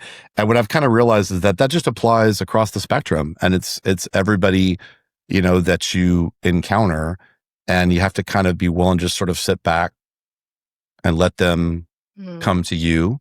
And if they ask a question, give them the information and then stop. I could never do that before. Like, oh, so you have an interest? What part of my 2,500 hour seminar do you want to hear today? Blah, blah, blah, and go on. And it just doesn't work. And so that's been a recent discovery. And I think there's nothing as humbling as having a teenager in your home. And, from 13 to 16 with Alexa, I've learned a lot. And so I think I can apply that now, not only to our younger two, but to clients, employees, friends, just kind of a little bit more laid back about it and be there, but not feel like I have to be the evangelist. Let them come to me. Yeah. That's good. I think we learned that together because we've been talking about that a lot this past month. And me, Oh, no, you can't steal mine. You got to come up with your own response. For me, No it's stealing more, my answer. I'm the oldest of 5, so I've always been like the one in charge and telling everybody what to do and how to do it. And I think that's one thing I've learned too now with my sisters and my brothers, is that I've always like told them, no, this is not how you do it. This is not the job that you have to take. No, why are you doing this the way that you're doing it? This is the right way to do it. And now we just learned, as he said, to just like go, and I have to admit that, you know what, they're not me and they have their own personalities. And the same thing now with our kids. I keep trying to force something into our daughters or our son, and I'm like, you know what? No, that's not their personality. Like, our oldest loves sports. The youngest is a very girly girl, and we tried getting her into playing sports, and she doesn't like it. And we're both very sporty. So we finally, this year, I guess it's why we were talking about it, that we're like, we can't force that into her. She's a very girly girl. Same thing with our oldest. We can't force her to be girly girl because she's not. And just accepting that people are who they are, and we have to love them for who they are and not trying to change them.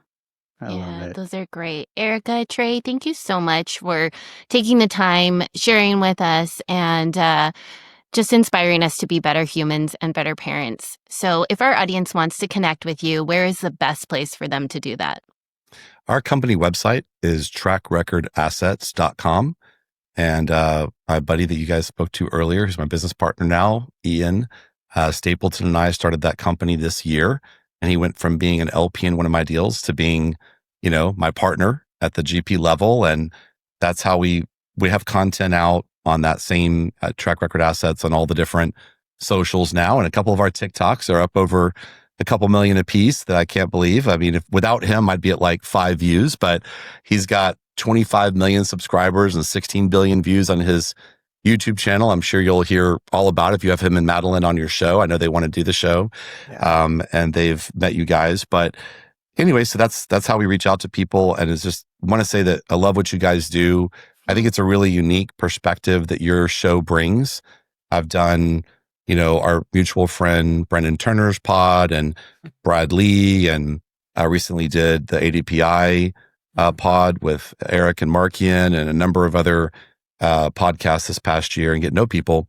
Yours is the only one I've seen that, kind of brings the family aspect of it into that. And that's been super fulfilling for us. And I think more people should consider it. And I don't think that people's image of it, I think when they watch your show, because I watched several of your episodes and I kind of was getting this from it, I think a lot of people think like having some kind of family business would be some sort of nightmare and you're going to be like fighting all the time. But in watching your show, I kind of see like we're not the only weirdos that don't mind both living and working together and kind of prefer it that way. And it makes it better. And we're not the only weirdos that like, when we go on date night, we might talk a little shop for the first hour or so, or first glass of wine, and like get that out and be each other's best friend. And I think you guys have a remarkable way of bringing that out in people and having that tie in with business. And anyway, so great job to you guys. Thanks for letting us be a part of it. That's amazing. Thank you so much. We really appreciate you guys, and look forward to seeing you again in person real soon. Yes. Likewise. Thanks, guys. Likewise. Thank you. Bye. Thanks for being part of the family today. If you want a closer look at our journey through real life, business, and all the wild adventures, follow us on Instagram at Our Family Invest. And for free resources to help you on your own path, head to ourfamilyinvest.com. If you like this episode, send it to a friend. And if you're feeling extra generous, drop us a quick review. It really helps us grow this community. Thank you so much for being part of our family today. We really, truly appreciate you.